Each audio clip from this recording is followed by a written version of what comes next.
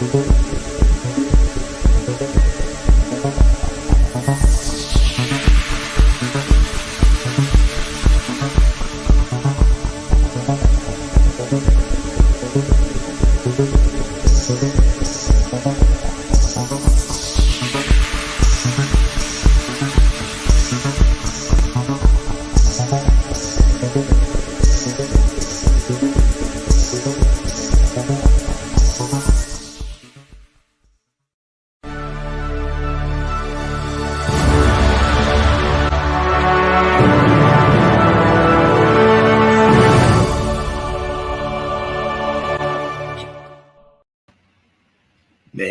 Hey, whatever.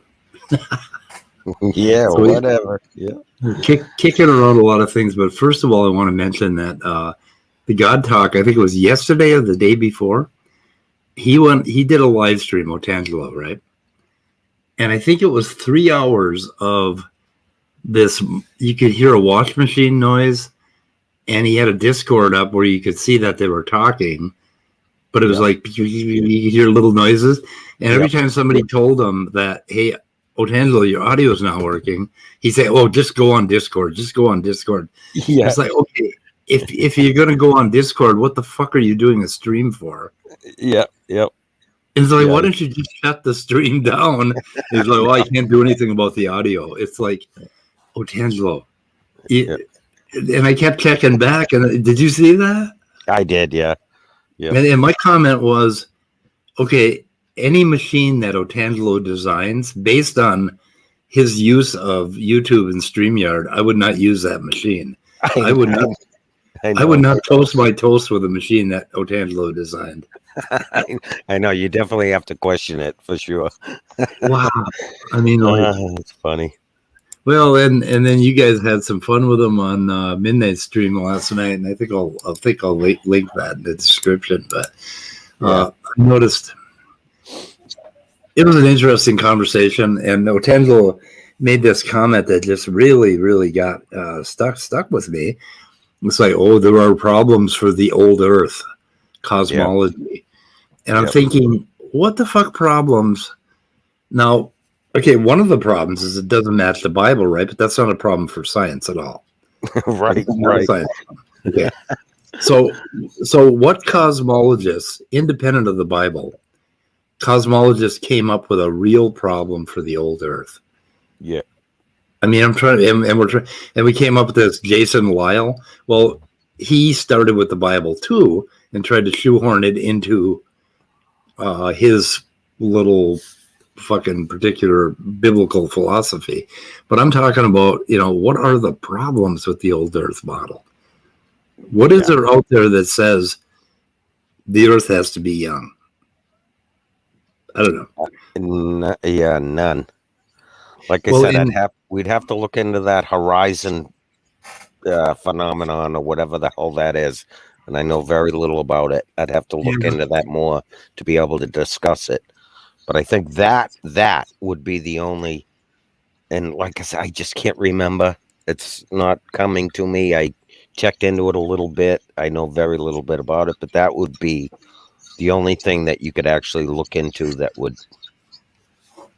But it's nothing. It's just a phenomenon, but it doesn't say that, oh, the Earth is young,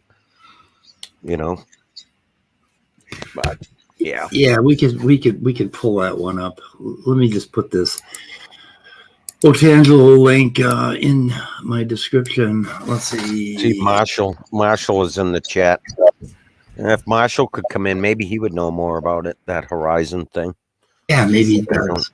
Yeah. But he has problems with his internet a lot, right?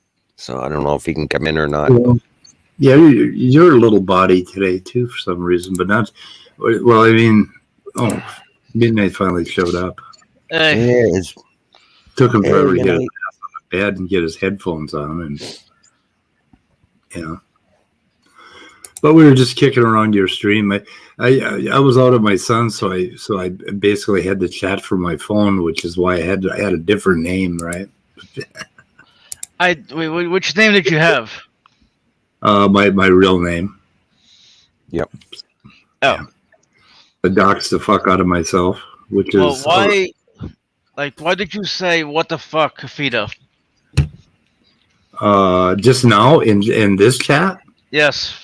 Because I sent you a fucking link and you were talking about a link and it takes you Uh, 15 minutes to show up. oh, right. Sorry, I got distracted. I got distracted doing HTML. Oh, I thought maybe you got distracted by that other problem you have. No. Oh, okay. So, Midnight, what did you think of our conversation? I thought we did pretty damn good with content for your channel. Yeah, until that part happened. Until what? You know the part I'm talking about. Oh, the part where the person came in that you had to boot. That part? Yes. Well, that's no big deal. I mean, it is what it is. Well, yeah. Yeah. So did you listen to any of our heaven talk? We had a long conversation about heaven. Was that at the beginning? Yeah, that was right. Yeah, that was right when Otangelo entered. We were on for a while before Otangelo came on, right? We were going for probably at least an hour and a half before he jumped on, right? I lost track of time yesterday. Jesus Christ. Yeah. So you were having. Go ahead. You were having a talk about heaven before Otangelo got there. Did we start it before he got there? I don't remember, honestly. That was a topic I brought up. I just was I'm just trying to think about something to talk about, like something interesting, like just to throw around. Yeah. And then once Otangelo came on, then we started, I guess you'd call it grilling him, but we were throwing it around with all of us. We were trying to hypothesize about, what is heaven? What would heaven actually be like? And what would you do there? And it was interesting. Yeah. I was thinking about that a little bit yesterday. Well, I was watching a movie called Mortal, which was about basically a Norse god sort of thing. And I started thinking about life and death and dying and all that shit. And, the idea is, it's really interesting, but you start thinking about, okay, what is it going to be like? Like, okay, I have this 70 to 100 years, right, where I'm going to be here and I'm conscious, and every day I wake up and I remember who I am, and I know who I am, right? I'm Mike, and I keep waking up and thinking, oh, Mike is going to do some more Mike stuff. And then you think, in the scope of cosmological time, all of it, right? The Mike stuff is going to be happening for this brief instant. And then I think about people who I've lost and how, that's it for their life, and then there's nothing after that. And then, of course, I brought it back to myself. So what is it about Mike stuff that I want to go on forever? And I'm thinking, well, every day when I wake up, Mike stuff is always new. Every day it's always new stuff, right? Except that it happens in this shell called Mike. It happens in this little framework, which consists of my memories, my anecdotes, my knowledge, my personality, my body form, right? I want to do more of that Mike stuff. But every day when I wake up, I also want to do something brand new. So I'm thinking, what is the difference between waking up as myself or waking up dead and there being a child born somewhere else and doing new stuff with, Sarah stuff, right? I mean, what is it about my life that I wish to preserve throughout all of cosmic time? Why do I need this?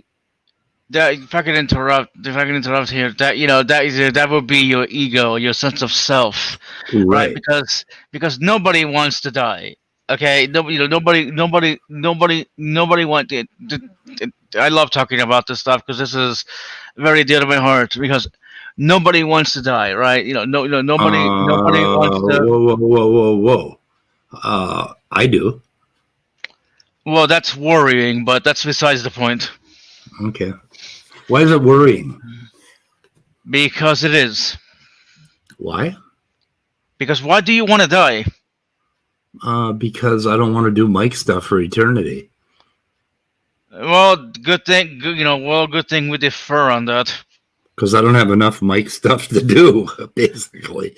I mean, I want to know. I would prefer another life somewhere else happens. But see, here's the very disturbing thing I came to realize, right? We to reading, we look, who we are only appears, as far as we know, who we are only appears once, only appears once in the universe, right? We are, each one of us is unique, and I know that sounds how it sounds, but each one of us is unique. Our personality will never again appear in the in the universe, and that's but what if it went worrying. on forever? What if it went on forever? What do you mean it went on forever? Like what if that one personality went on forever? How could a personality go on forever?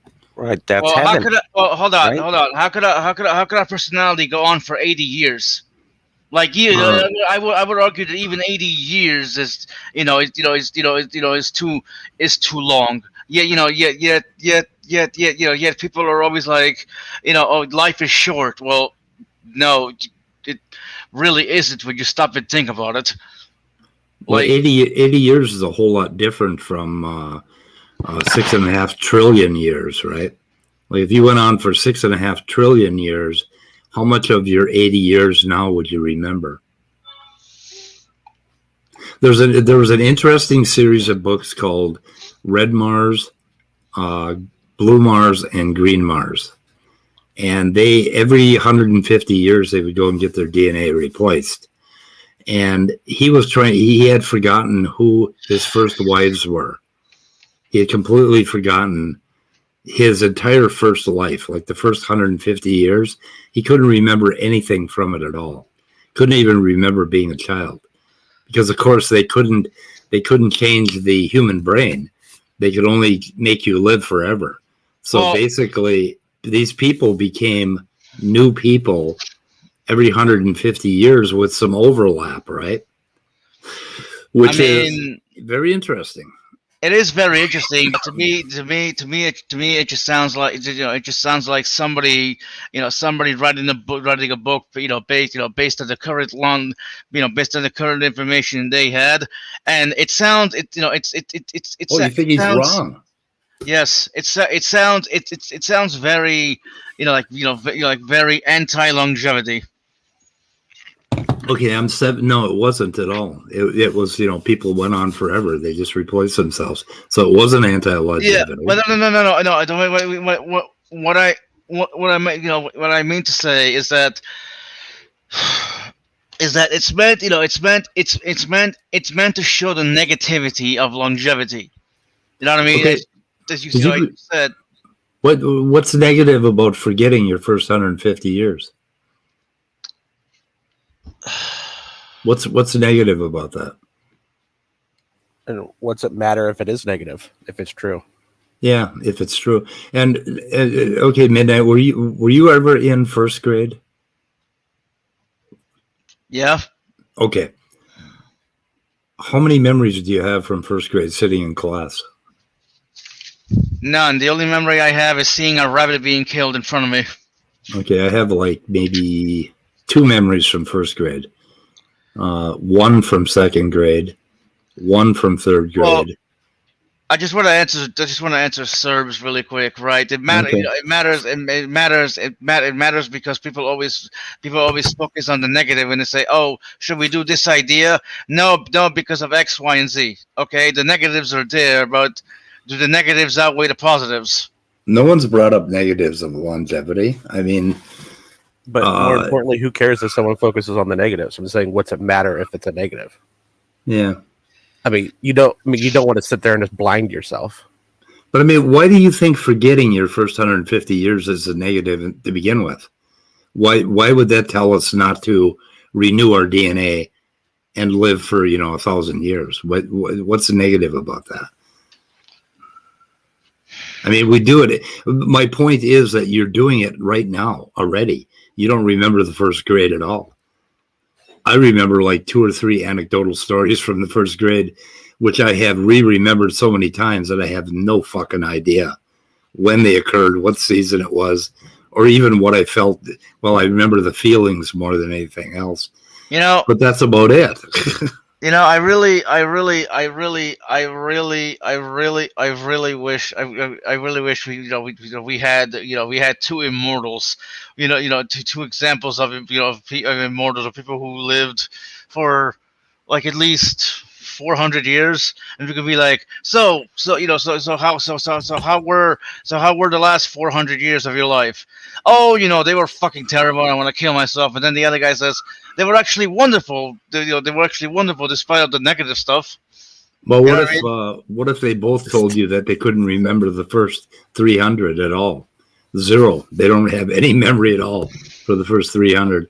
How would you feel about? Do you know what I'm getting at here? I'm getting at what is it when we want to live forever, when we don't want to die? What exactly is it that we want to preserve? Because we can't preserve our childhood even. Well, no. But as I said, we want to preserve our ego, who we are, right? Because despite what the what the Christians and religious people think, as far as we know, there is no afterlife. You know what I mean? Our egos don't go on. Like, it'd be nice if it did. Then then in that case, like, okay, well, given I may not get to live, a full life, and like a long life in this one, but hey, I'll live it as full as I can, and then and then continue to live in my next life. You know what I mean? Like, I continue to live in heaven or wherever else. You know what I mean? Like, we just don't know that. From what we've seen, there is no heaven, there is no hell. You know what I mean? By the way, I still gotta find you that paper. But from what I've seen, our minds finds our brains, or whatever the fuck. I know there's a difference. Finds ways to protect itself, right? So the only way to protect itself in those, like, when I die, I will go to a special place. Where I still exist. Where I'll be happy, where I'll be able to do everything I want to do. But of course, there just may not be another place like that. You know what I mean? Well, there may just not be a place like that. Tomorrow morning when I wake up, I want to go to a special place where I get to do whatever I want to do. And tomorrow morning, I will most likely wake up, very, very probable, and I will do whatever I want to do. So why do I need to project ahead and do that forever and ever and ever for trillions of years? Why do I give a fuck? Well, because from my perspective, because there's always something new to learn. Okay, there's always something new to do. There's always room for improve. There's always room for improving yourself. Not really. Yes, there is. No. Okay, well, whatever. Agree to disagree. There's no hope, Midnight. There's no hope for you. There isn't. If you live so long, right? If you live so long that you start forgetting stuff from earlier, you're just going to continually forget things. Like, you're not going to actually improve overall. You're just going to replace. Yeah, what you forgot. So what is I honestly cannot wait. Cannot wait until the day.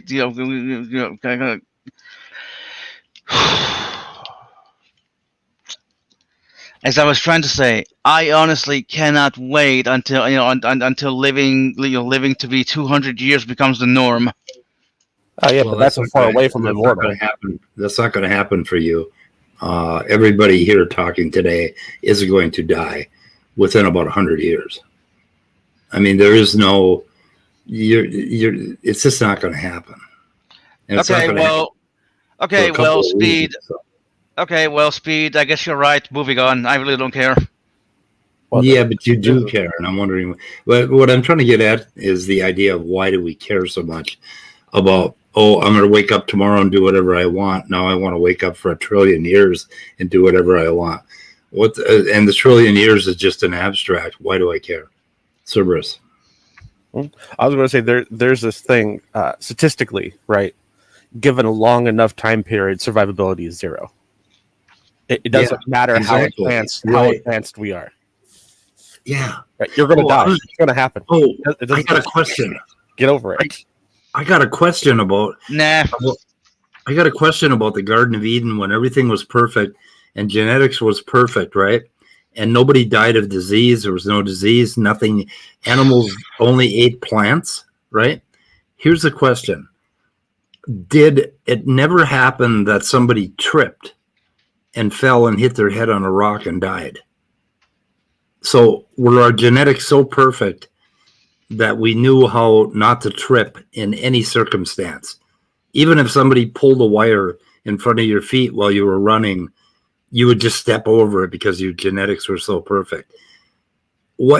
How do they handle the problem of accidental death in the Garden of Eden?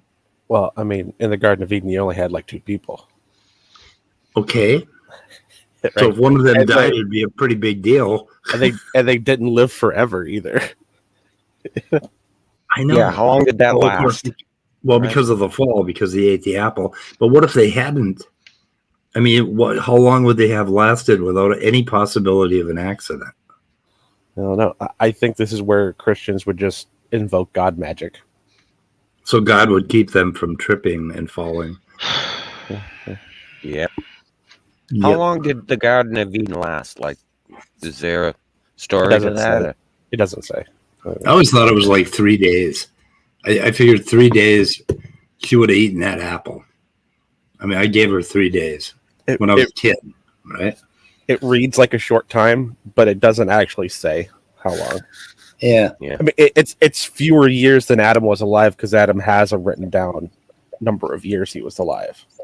Right. But, it could have been 10 years, right? It could have been a year, a couple days, whatever. Well, if everything had been perfect and they had been dancing around naked in the garden, just dancing around, singing and all that shit, would they have ever created automobiles and technology or cell phones? I don't think so. What would they have done? Because there would have been no adversity. Yeah, there's no reason for 2 people that live in paradise to do really anything. Right. Other than dance around and sing and be naked all over the place. Well, this is what upsets Otangelo when atheists start talking like this. We talked about the whole heaven thing, and you atheists think it's, sitting in a field of flowers and playing a harp, and well, that's not what it's going to be like. So that's okay. Well, what is it going to be like? We talked about that. We really tried to dig into that. You should listen to that. You'll have to go back and listen to our conversation. Okay. Otangelo, I guess you would call it his theory or his opinion is that you'll get a job. You'll actually have tasks to do. God's going to gives people tasks. And he said adversity. and he said that you would be judging angels and demons, I think, somehow. Oh, fuck! You mean you'd have a bureaucratic job where you had to show up 9 to 5 and fucking judge angels?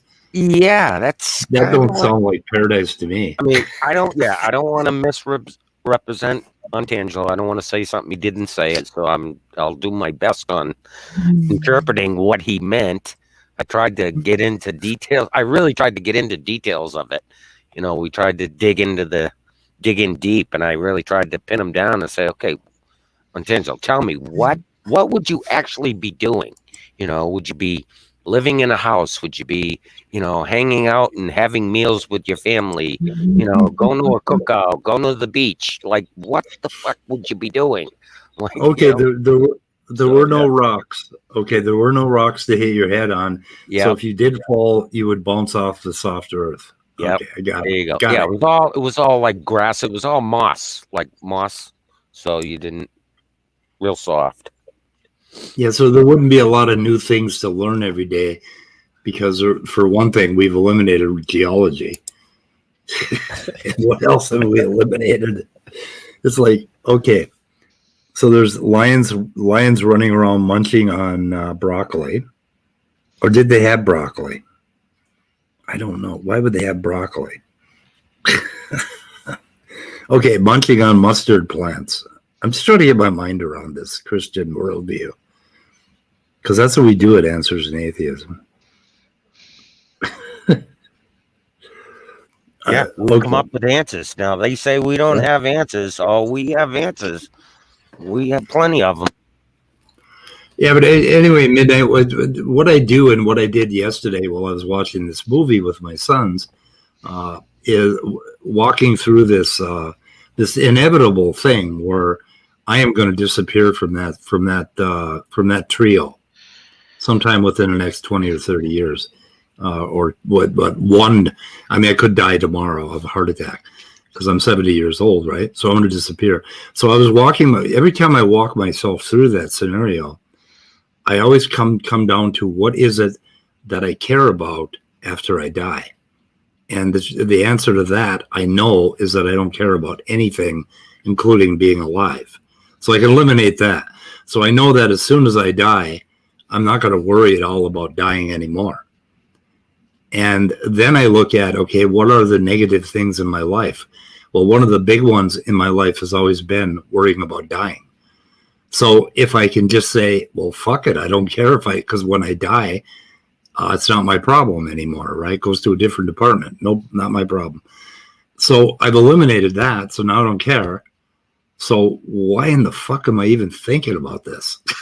It's like, and then I come up with this idea that what I would like to be again is I would like to be a child Mike, learning the world anew.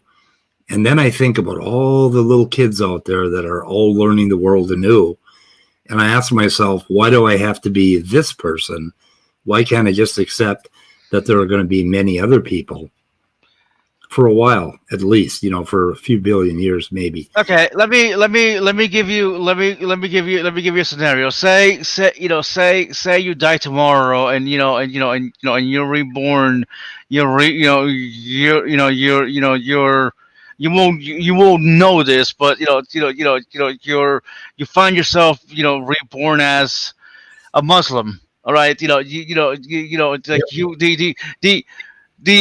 the intelligence you have now will not exist in the other person. You know what I mean? You will be, you know what I mean? You will be entrenched in that religion. There's nothing, there's nothing, that will get you out. Doesn't that scare you? No. All right then.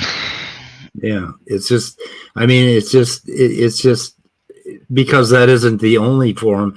Like, okay, when you die and you walk into what a secular Buddhist would call nirvana, basically you become all other beings that ever were, that are, and that ever will be, all at once, because it doesn't matter which being you are anymore. So you become all things that ever were, that are now, and that ever will be, all at once. So you've entered eternity because you no longer have time to keep track of. You don't have any issues. You have no problems. So basically, and Serb is the only one who's going to get this. So basically, you return to the master node. Kind of, yeah. Yeah, the master node. I like that one. But I mean, we talked about this before. And then when you walk it through like that and you say, okay, well, that makes sense. So you just forget about it. And I went on and I was eating Lay's potato chip, Philadelphia cream cheese, and watching a movie. And that was life. And that's a secret to, I don't know where that Dessel Drace is guy, but that's the real idea behind Buddhism, is just chopping wood, eating potato chips, just sitting there with your kids, enjoying the world. Today. That implies that that implies that, look, I'm not saying Buddhism doesn't doesn't have any any useful things in his philosophy. I really find it very useful. How detaching yourself from from all attachments, and like doing the what was it, the eightfold path. You know what I mean? I don't give a fuck about the eightfold path. Somebody asked me about that once. Well, if you're a Buddhist, tell me what the eightfold path is. I don't give a fuck about the eightfold path. So what you're telling me is that you're a semi-Buddhist. No, I don't give a shit about that stuff. I'm a real Buddhist. I don't give a fuck about the doctrine. I don't give a fuck about the dogma. Speed, I love you, but Buddhists don't care. Speed, real Buddhists don't do dogma. Okay, I'm trying to give you a compliment here, but not really. Kind of, I don't know. Speed, I love you, but I would rather be myself than you. Just throwing it out there. Just throwing it out there. Well, there you go. I like being me. Okay, fuck I got all some of you. good. I got some great news for you, Midnight. What? You are you. Yes, and I don't want I don't want this me to die. Well, I got some bad news. I got some bad news for you. You're gonna die. No, I'm not. Fuck off. You totally are. You're totally gonna die. No. Even if I'm probably gonna fucking outlive you. I'm probably gonna do your eulogy. Even if disease is wiped out, including all genetic stuff, right, and the metal technology becomes perfect, eventually an asteroid's going to hit your face. Yeah. Right. Eventually, an air conditioner is going to slam on your head from 10 stories up. Eventually, a train's going to come off the rails and bounce off the moon and drag you across the ground. How do you not see how fallacious is that? Because that's not what fallacy is it breaking? Well, hold on. It's fallacious. I don't know the fallacy it's breaking, but it's it's fallacious in the sense that everybody just because you could die tomorrow, it doesn't mean you stop going to the doctor. Just because I'm not saying any of that. Well, that's what it sounds like, because it's like, I'm pointing out that given enough time, survivability reduces to 0. Yep, has to. Yep. What makes you say that? You're going to die even with perfect medical technology. Well, what makes you say that? Because there's going to be some circumstance that, given enough time, you will eventually run into that there won't be a solve or protection from. Whatever. So, are you going to survive the heat death of the universe? Yeah. I fucking knew you were going to bring that up. Everybody brings that up. Of course they are. Right? Even if you somehow miraculously do all the backflips and twists necessary to get to the heat death of the universe, good luck. But here's the fucking problem, Midnight. Okay, the heat death of if you live forever, then the heat death of the universe, you're going to spend about 100 million years worrying about that shit. Because you're going to see it coming, man. And you know it's coming. And like for 100 million years, you're going to get up and say, "Oh fuck." But my question is, how do we know that that's how the universe goes? There are if I remember correctly, there are various. Now you're going to invent something to get out of the heat death of the universe, so you can even live through that. Oh my God! I'm asking you a question. How do we know that that's the way the universe goes? It's I'm asking a legitimate question here. Okay. You're just making shit up. Sound like a Christian, Midnight. You sound like a Christian, Midnight. Jeez. Okay, fine, whatever. I'm done with this conversation. I'm pretty sure I got at least 2 people out in the external chat of Speed's chat that thinks I'm a Christian right now. You are. Oh, really? Yeah. Oh my God! You have your own version of Christianity. Oh, this will be a perfect review for the Christians. They can review this and say, "Look at those bastards! They're turning into Christians." There are no answers in atheism. Yeah. Why?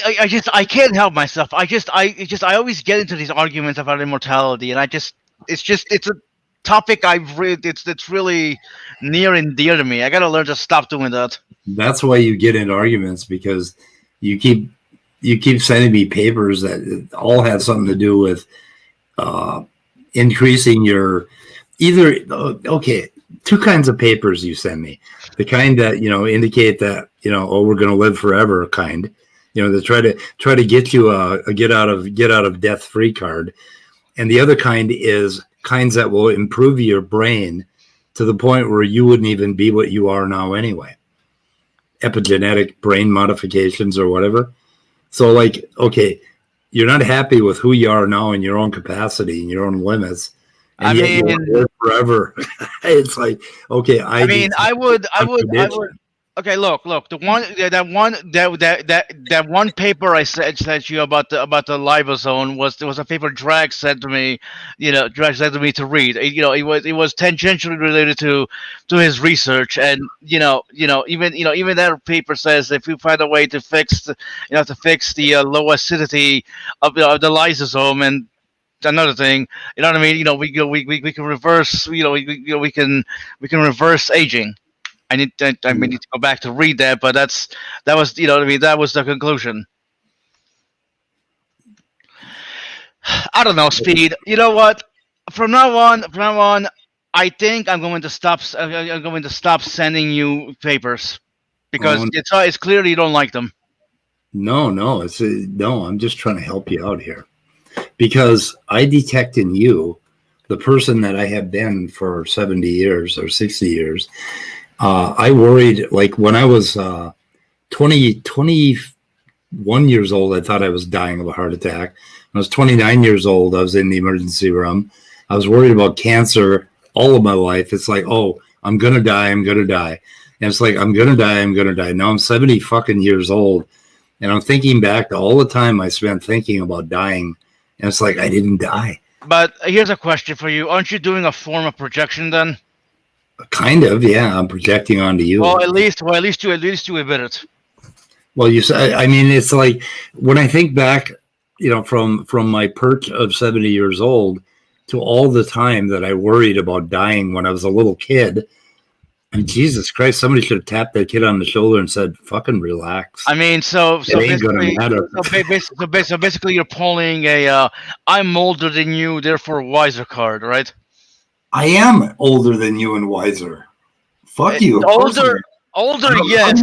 How do you get to be 70 years old without gathering some wisdom about life? No, I'm not saying you don't have wisdom, for fuck's sake. I'm asking you whether you're pulling that card.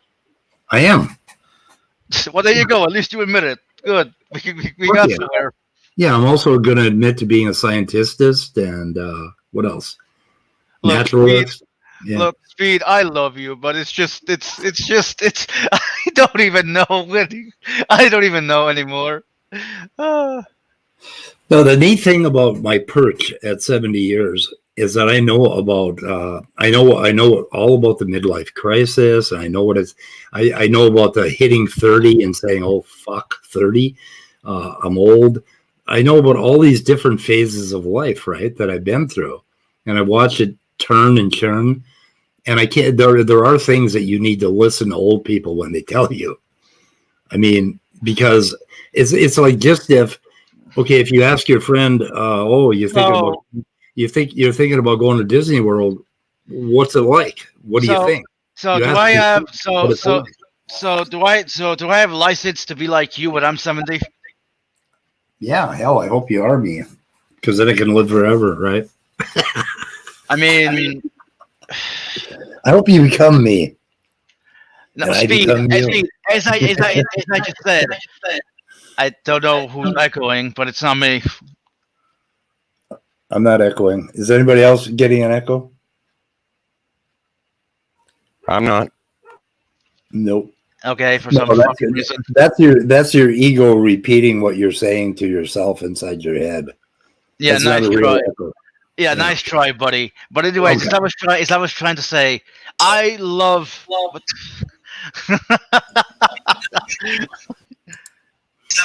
the fuck? That was me echoing. Oh, okay. Okay. So what's this saying about you guys converting to Christianity? No, we're not. We're not. Although there are some people who say they're hopeful that they'll eventually become a Christian. I'm like, is that why you go to their channels, just to hear nice things about you? Oh, I'm so hopeful for you. I think. Oh boy, are you on the hot seat this morning? And I'll welcome you to the kingdom personally. Yeah. Well, no, that's not. I'm not going to judge you. That's not the reason. That's not the reason I go to their channel. But it is nice to hear once in a while, Scott. So fuck you. But no, Speed. As I was saying, I like who I am. Okay, and look, I'm gonna be honest. I don't know. Maybe should we just do this off air?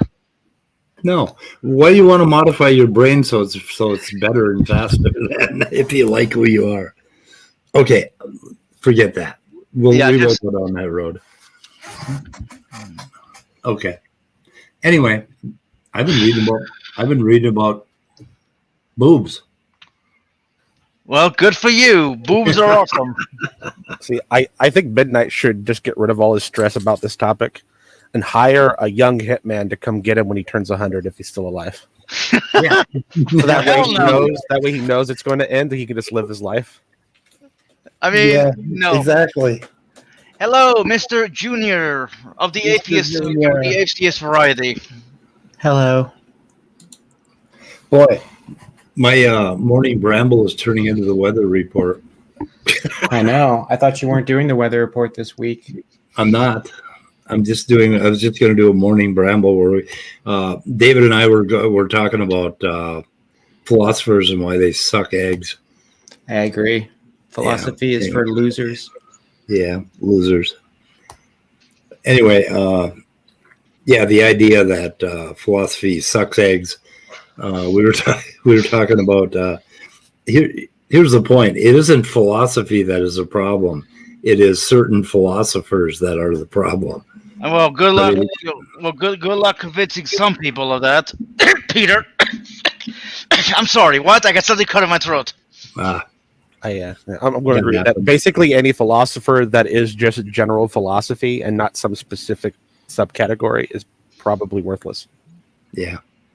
Well, there's a certain trend. There's a certain anti-science trend in philosophy that popped up in the 20th century, pretty early on, and they had all these.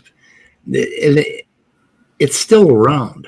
There's still this anti-science bullshit, and it's cloaked in all sorts of interesting garbs, like science can't solve every problem, and it's like science is a tool. And we're just going to use it to solve the problems that the tool is fitted for. And it's like, there's just all this garbage. And me, I'm a scientist, so I believe science can solve every fucking problem for us. So anyway. So wait, so basically you're like Peter?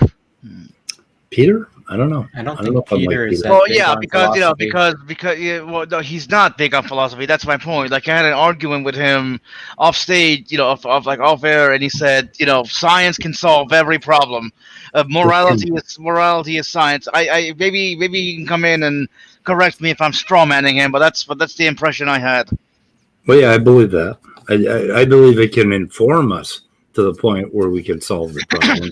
I mean, it's not going to solve the problems.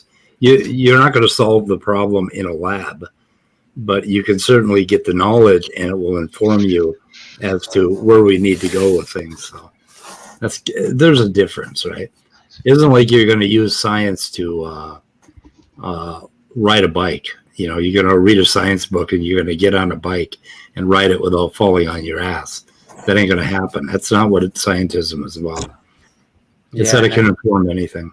I think there are some things in human nature that are inherent that science isn't going to solve. Like you're not going to make humans not greedy or not violent from science. I mean, it might help with those things, but it's not. I don't think it's ever going to completely solve the problems caused by that. Well, you could solve that problem by making humans not humans, right? Yeah. And you can do that scientifically in a lab. If you can make humans not humans. Well, in fact, we can solve that problem already. You just give the person a lobotomy. Greed gone. I think we have a term for this already. Brave New World. or JSX. Yeah. I mean, why would you want to get rid of all those things rather than learning how to control them? Well, I mean, you don't want to die, so the best chance for you is to actually get rid of those things. Why would I want to get rid of greed and violence? Yeah.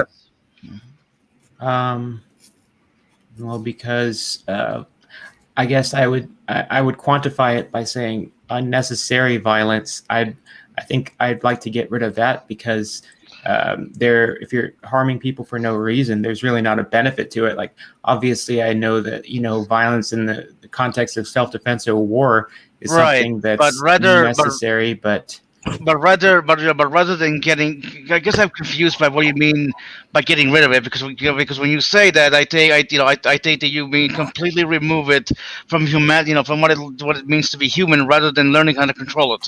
Yeah, I mean, I said science can't do that, so you'd be surprised. Well, I thought you were arguing that science can't solve all problems. No, I'm saying science can't solve all problems. You know what I mean? That's what I just said. Yes, but you know what? Never mind. Moving on. Okay. Yeah, we could solve that problem. I mean, we can learn. The thing is, and this is my point with scientism, right? Okay, the problem of greed and violence has to do with how our brains are wired. Very much how our brains are wired, particularly with males. The problem with males being the most likely gender to, or not gender, sex to go out and beat a woman or do something violent. It's a lot worse with males, right? We know that males have certain hormonal mix that makes us more likely to be violent. That is a fucking fact. Yeah. We know that. And once we know that, okay, now we have knowledge, right? We have knowledge of that. Now, we're not going to go out and eliminate testosterone and all the other adrenergic... I mean, technically... Okay, hang on a second. I'm still making a fucking point, Midnight. Okay. We're not going to eliminate those hormones. We're not going to make a change to the way humans are wired. But with that knowledge, we could go to young males everywhere and basically teach them that they're going to have these tendencies that might involve violence, and teach them why those tendencies are there. And you could show that all with science. You show that basically with a sexual species that there has to be this element of aggression and whatever. And once you understand that, you can combat it. You teach young men the importance of consent. Yeah, exactly. And right now, you can't touch that shit without running aground of religious nutcakes who want to do that on Sunday with their Bible, right? You couldn't teach it in school because there'd be all this controversy. But we need to teach young males what they are going to run into. We need to teach all children about things like having a crush on the opposite, having a crush on somebody. I keep framing this from my 50s rhetoric of there just being two sexes. But if you teach them what having a crush is going to do to them and how it's going to affect their psychology, you could avoid things like stalking, for instance.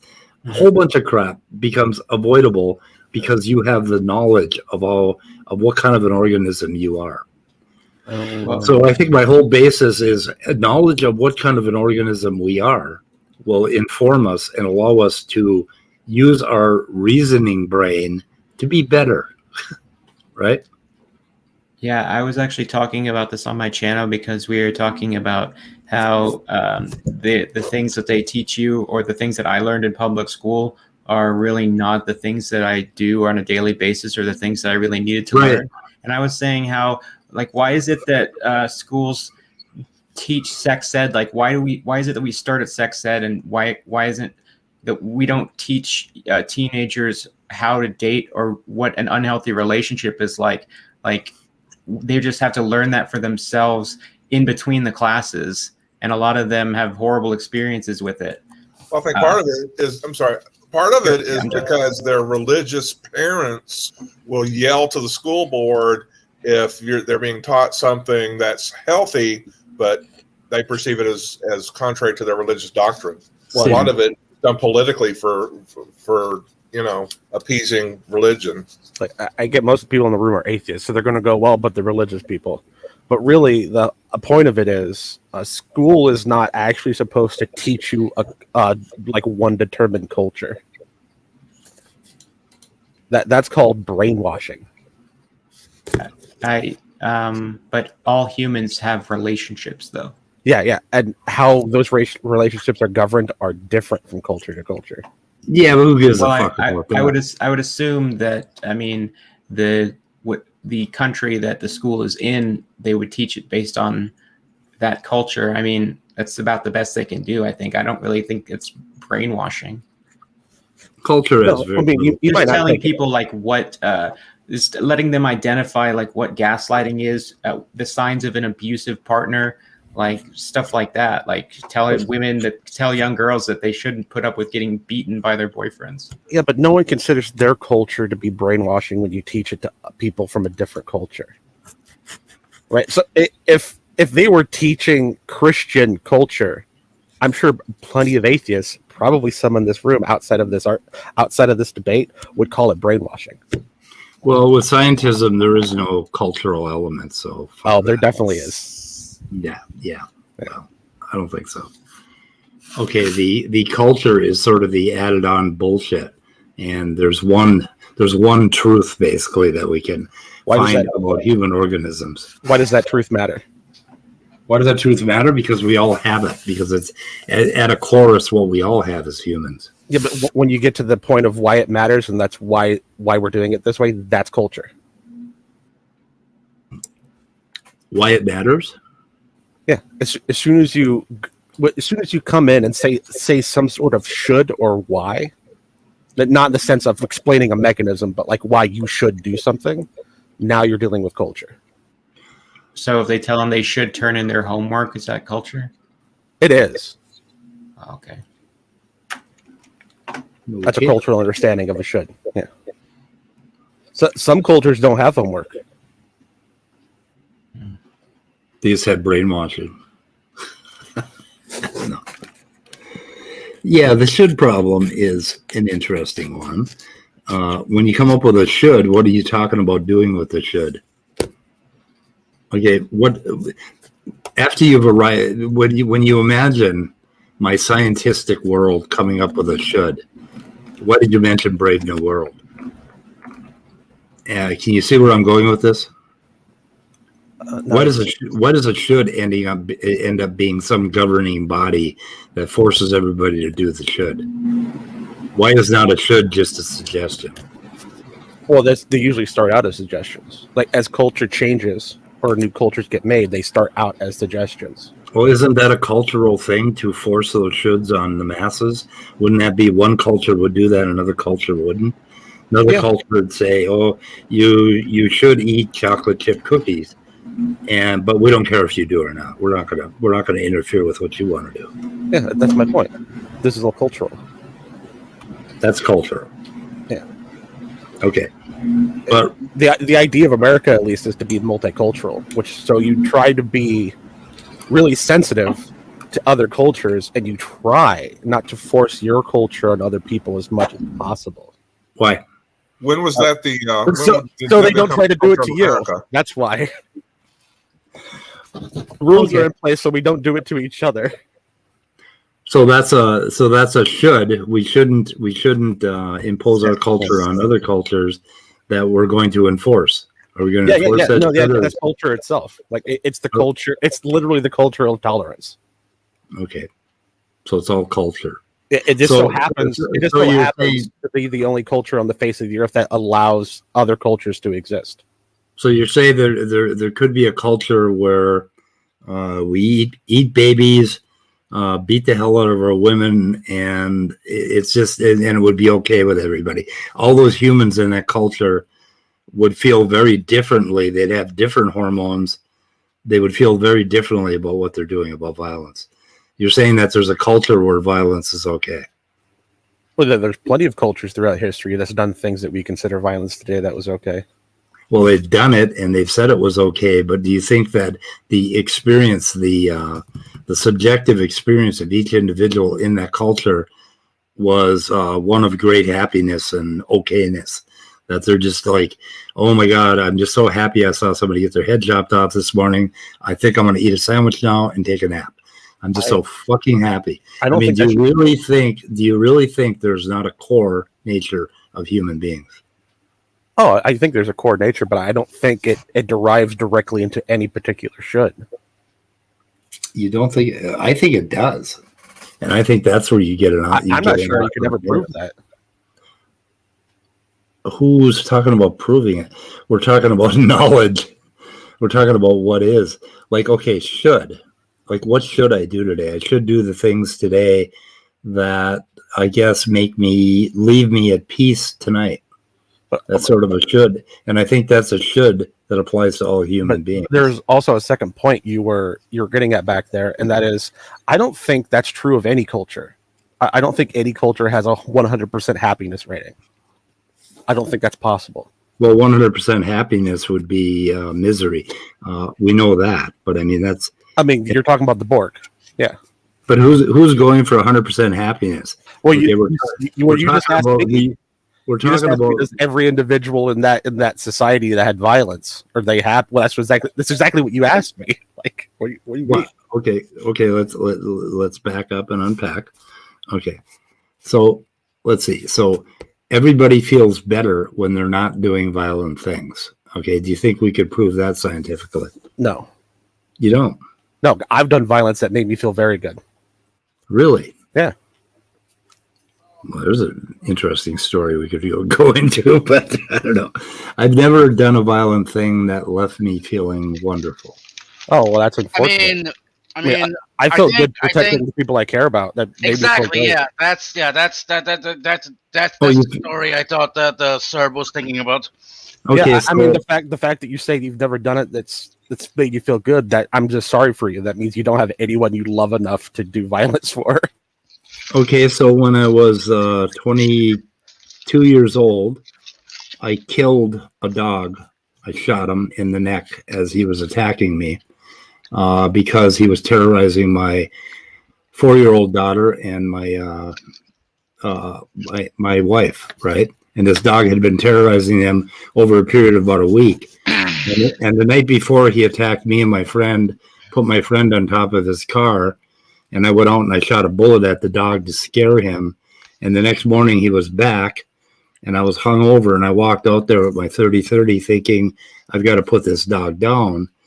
And then he attacked me and I ended up shooting him in the neck as he leapt for my throat. And for the next 3 days, I had dreams. My ex-wife will know this as that fucking dog story. But for the next 3 nights, I had dreams about it, and everybody was slapping me on the back and saying, "Oh, good job, you killed that dog." Well, then the owner of the dog showed up, and it's like, "Have you seen my dog?" And I said, "Oh God, I shot your dog," and the whole thing was basically I didn't feel good about that. I don't feel good about killing animals. I don't give a fuck what they're doing, even if they're leaping for my throat. And I had dreams until I was able to accept responsibility for what I had done. That basically I had traded my life for his, my family's life for his, or his life for my family's, right? I had made that trade and I had to live with that trade and be responsible for it. And then I became at peace with it. But I didn't feel like, oh my God, I was just such a wonderful example of fucking alpha male. I protected my child by shooting a fucking poor dog with a highly advanced weapon. Well, I would say in that story, you know where I'm going? Well, I would say in that story, you protected yourself, which is actually a funny thing. A lot of people will do less to protect themselves than the people they care about. But it's just an odd human behavior. Well, if you do that, you're going to feel even worse. But secondly, I bet you feel that way or felt that way because you probably thought there were other ways to handle it.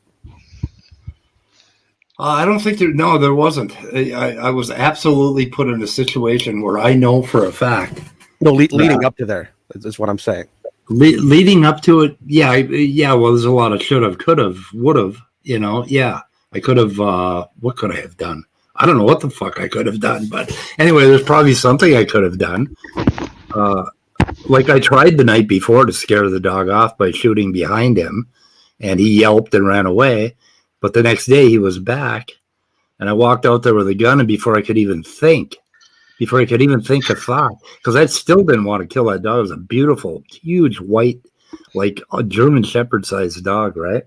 And that fucking thing just tore at me like a locomotive, and I fired without even thinking about it, and I wounded him. I had to go and kill him on top of it. And it's like, that's some fucking shitty stuff. Nobody feels good about that. So what human feels good about violence even after they've... I mean, even if you do it to protect somebody, you're not going to feel good about it. Oh, I did. Definitely. Really? There was no shoulda, coulda, woulda that led up to it, though. Right? There was no reasonable actions I could have taken beforehand that would have stopped it from going there. Yeah, I don't think I could have either. I don't know what I could have done with that dog other than to kill. I mean, talk to the owner, call the police. I didn't know who the owner was. We lived out in the middle of a fucking forest. It's like, this dog shows up every day. And police? Oh my God. You mean Constable Phil? No, Constable Phil was too drunk to talk to. I don't know what recourse there was. Well, do you know what Constable Phil would have done? Well, no, not probably would have shot him. Well, they didn't give him bullets. They wouldn't let him have bullets. He'd have to go and get the police chief out of bed and have him shoot the dog. Yeah, he would have shot it. If he called me, I probably would have done it too. Yeah. But I mean, I felt bad about it. I felt bad about every animal that I've had to kill. And I've had to kill animals because they were in pain. Oh, I kill animals to eat. So that doesn't bother me at all. Done that too. We got a badass over here. Yeah. I don't know. But I don't think violence is ever something that you would seek out. I mean, would you have sought out the violence that you had to do? Against up in the morning and decided to do it? Against the people? No. But I mean, I hunt. So I've sought out that violence, and that felt good too. Yeah. Yeah, but that's part of what you are. Look, Serb is a protector. Okay, don't mess with that. Yeah. Well, we all are, aren't we? I mean, according to your story, no, you only protected yourself. I protected myself? No, I went out there to protect my family. Yeah. I mean, there's the build up to it midnight. It wasn't in the moment he was protecting himself, but he went out there to deal with the dog because of his family. Oh, okay, fair enough. I guess I missed that part. Yeah, and the thing is, if the dog had not attacked me, I would have had to make that cold choice, and I would have made that cold choice because I made that choice before to kill basically, and I would have made that choice. That fucking dog saved me from making that choice. I thank him for that. But I mean, I have no malice toward that dog. I feel bad for that dog. I don't know. I don't understand violence that one could be happy about. I don't know. I never have been. Everybody's brain chemistry is weird. Is different. Oh fuck! There's that old saw too. No, that's what I'm saying. It's not. There's a basis to all of us, and one of them is to avoid violence. I mean, we do avoid it, all of us. So until we rationalize that we have to do it. All I'm going to say is just if you're actually going out and voting for certain things, just try your best not to commit cultural or ethnic genocide while you're voting. Yeah. Are you referring to somebody orange? It's a sticky wicket. I mean, I never actually saw him ask for genocide, but I mean, plenty of his followers, I'm sure, were for genocide of some type. Yeah. So yesterday we were watching the fireworks, and right in the middle of the fireworks, I commented to my sons that for me, this year, the first 4th of July after that fucking orange idiot, the Independence Day has a new meaning for me. It's like Independence Day has been reborn as post-Trump. Independence from that motherfucker. I don't know. It just had a new meaning for me. I'm watching the fireworks and I'm thinking, Trump is gone. Trump is gone. Trump is gone. We're free. That reminds me. I meant to go out and buy a newspaper. Oh, Why? fuck. Because when I exploded that hill yesterday for 4th of July, it was so powerful it shook my teeth. You exploded a hill? Really? Okay. Yeah. I was wondering if it showed up in the newspaper somewhere. Yeah. Well, last night a couple times I wanted to do violence because we were walking along this park and these fuckers blew up this big like boom bombs, right? Like right 20 feet from us, scared the shit out of us. I kind of wanted to do violence on them. Were you that guy? No. I live in the middle of nowhere, right? All my neighbors were at the party, so everyone knew that shit was going to blow up. So you now, blew up the people in the towns a few miles away didn't know shit was going to blow up. Oh man, what did you launch? Well, I mean, I literally used dynamite to blow up a hill. Oh, you did? Yeah, but I also have cannons. I had 12-pound cannons and fireworks. Oh, wow. Guns and all sorts of things. Wow, you and I get along really well. I'm trying to get my hands on a hydrogen bomb for the 4th of July.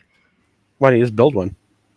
Yeah, I could. There's plans out there that you can get to build one. You just can't get the rich to be able to put in it. Yeah, then there's the tactical problem of finding a place where I wouldn't hurt anybody, to blow it up. But, well, I mean, I don't think you would be able to get the material for it. You would just have the mechanism. Okay. Shit. But I mean, that would be the ultimate 4th of July firework. I mean, if you wanted to freak some people out, you could get a demolitions license, right? Or an explosive devices license and stuff it full of some type of explosive and make people think you actually set off a nuke. Yeah. Oh, but you would probably get arrested for that. Get a mushroom cloud and everything. Yep. Yeah, we used to have these parties when my sons were teenagers called end of the year parties. And we kept setting off bigger and bigger explosions with gasoline. I think I definitely told this online before, but the last one we had, I think 20 or 25 gallons of gasoline, and we had a fine meshwork of nets, and we had these pails on top of this huge scaffold so that the gasoline flowed down through the nets and atomized. And then we launched a rocket into it and ignited it, and it made this huge fucking, just unbelievable explosion. And about 5 minutes later, a cop showed up.